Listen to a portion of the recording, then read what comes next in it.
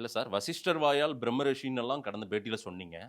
எல்லாத்தையும் யார? சொல்லி முடிச்சுட்டு ஆமா, எடப்பாடிய சொன்னதெல்லாம் ஆமா, சொன்னீங்க. ஆமா, ஆமா. எல்லாத்தையும் சொல்லி முடிச்சுட்டு, இப்ப நீங்க நிர்மலா சீதாராமன் அவர்கள் ஆலோசனை கூட்டம் நடத்துறாங்க. அங்கேயும் பங்கேற்கல. ம். டெல்லியில நேற்றைக்கு நடந்த தமிழக பாஜக தலைவர்கள் நான் கூட்டம் தான் அங்கேயும் உங்களுக்கு அவர் சொன்னேனே. ஆப்சென்ட் நான் ஆகுறாரு. தான் உங்களுக்கு சொன்னேனே, பிஜேபியில ஒரு சிஸ்டம் இருக்கு. கோர் கமிட்டின்னு ஒண்ணு வச்சிருப்பாங்க. அந்த கோர் கமிட்டில யார் யார் இருப்பாங்கன்னு எழுத்துப்பூர்வமா கிடையாது. புரிஞ்சுங்க. இல்ல சார், நீங்க வெரிஃபை பண்ணி அண்ணாமலை நம்பர் 2 தான் சார் இப்போ. நீங்க தமிழ்நாட்ட பொறுத்தவரையில. நயினார் நாகேந்திரன் அதுக்கு அடுத்து அண்ணாமலை சார். ஆமாவா? அதெல்லாம் உங்களுடைய கணக்குங்க. பிஜேபியில நாம நான் அப்படித்தானே பார்க்கிறோம். நீங்க நம்பர் 1வே பாருங்க. ஏங்க தப்பு? சார், அண்ணாமலை நம்பர் 1 இருக்கட்டும். ஏன் கூடாது? பெரிய மாலை. அந்த பெரிய மாலை ஒண்ணு போய் இவருக்கு அமித்ஷா அவர்களுக்கு செலுத்த போறாங்க. மரியாதை செலுத்த. அதுல வந்து அண்ணாமலையும் உள்ள கொண்டு வராங்க. நயினார் நாகேந்திரன் இருக்காரு. 3 பேர் அவரு இருக்காரு சார். அங்கெல்லாம் இவ்வளவு இம்பார்ட்டன்ட் 2 நிமிஷம் நீங்க என்ன கேட்டீங்க? உங்க கேள்வியில எவ்வளவு முரண் இருக்கு? முரண் இல்ல சார். உங்களுக்கு எவ்வளவு நப்பாசையும் தப்பாசையும் இருக்குங்கிறது நீங்க சொன்ன பதில் தான். சரி, என்ன சார் முரண் சொல்லுங்க சார்.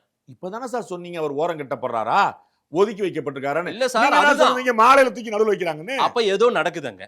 ஏங்க ஏதோ ஒண்ணு நடக்குது. ஒண்ணு பாருங்க, இவரு மாட்டிக்கிட்டீங்கன்னு ஒத்துக்குங்க. நேர்மம் குறைஞ்சபட்சம் ரைட் நான் சார். நீங்க முதல்ல என்ன சொன்னீங்க? அவர் ஓரம் கட்டப்படுறாரு, அப்ப ஒதுங்குறாரு. அவருக்கு முக்கியத்துவம் அப்ப கொடுக்கல. ஒதுங்குறாரு. நிர்மலா சீதாராமன் கூட்டத்துக்கு கூப்பிடல, டெல்லி கூட்டத்துக்கு கூப்பிடல. நீங்க தானங்க சொன்னீங்க எத்தனையுமே. நீங்க தான் சொன்னீங்க மாலையில மொத்தம் 3 பேர் சார். அமித்ஷா, நயினாரு, அண்ணாமலை. நீங்க தானே சொன்னீங்க. ஆமா. அப்புறம் என்ன முக்கியத்துவம் கிடைக்குதா கிடைக்கல முதல்ல அந்த முடிவுக்கு வாங்க. அப்புறம் ஏன் இங்கெல்லாம் பிரசன்ட் ஆகல? நாங்க அது என்ன காரணம்? அது சொல்றேன். இதுக்கு முடிவு வாங்க. முக்கியத்துவம் கிடைக்குதா கிடைக்கல முதல்ல ஒரு வாரத்துல நில்லுங்க.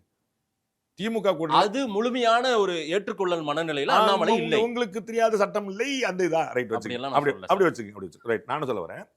திரு அண்ணாமலை அவர்கள் ஏன் இந்த கமிட்டி கூட்டத்துல போலன்னா அதுக்கு தான் உங்களுக்கு பதில் சொல்லுவது நீங்க கவனிக்கல. நான் சொல்றேன். பிஜேபியில கோர் கமிட்டின்னு ஒன்று வச்சிருக்காங்க. அதற்கு எழுத்துப்பூர்வமான அழைப்பாளர்கள் கிடையாது. பொதுக்குழு அப்படின்னு ஒரு கூட்டம் போட்டாங்கன்னா பொதுக்குழு உறுப்பிடுவாங்க. அப்புறம் சிறப்பு அழைப்பாளர் செலவிடுவாங்க. செயற்குழு அது எல்லா கட்சியும் உண்டு இல்லையா? இங்க கோர் கமிட்டி தான் ஃபைனல் டிசைடிங் அத்தாரிட்டி. ஆனா அந்த கோர் கமிட்டிக்கு யார் வருவார்கள்னு எந்த திடீர்னு கார்த்தியாயினி வந்து நிப்பாங்க. நாராயண திருப்பதியை கூப்பிட மாட்டாங்க. அப்புறம் சக்கரவர்த்தியை கூப்பிடுவாங்க. யாரோ கூப்பிடுவாங்க. என்ன கணக்குல தெரியாது. அதான் கோர் கமிட்டி. அங்க அப்படிதான் சிஸ்டம் இருக்குது. அப்ப சில பேர் இருப்பாங்க, சில பேர் இருக்க மாட்டாங்க. சரிங்களா? திடீர்னு இப்ப சரஸ்வதி அக்கா உள்ள இருக்கிறாங்க. சரிங்களா? சட்டமன்ற அவங்க இதுக்கு முன்னாடி இந்த மீட்டிங்ல நான் பார்த்தது இல்லை. சரிங்களா? இப்ப இருக்கிற அது ஒவ்வொரு முறையும் அது போல மாத்துவார்கள். அது போல அழைச்சிருக்காங்க. அவ்வளவுதான். திரு அண்ணாமலை அவர்கள் கட்டாயமா பங்கேற்கலாம். அண்ணாமலை பங்கேற்றா கான்ட்ரிபியூஷன் கிடைக்கும். அதெல்லாம் எந்த குழப்பமும் கிடையாது. அதனால அண்ணாமலை புறக்கணிக்கப்படலங்கிறதுக்கு திரு மாதே சொன்னதுதான் உதாரணம்.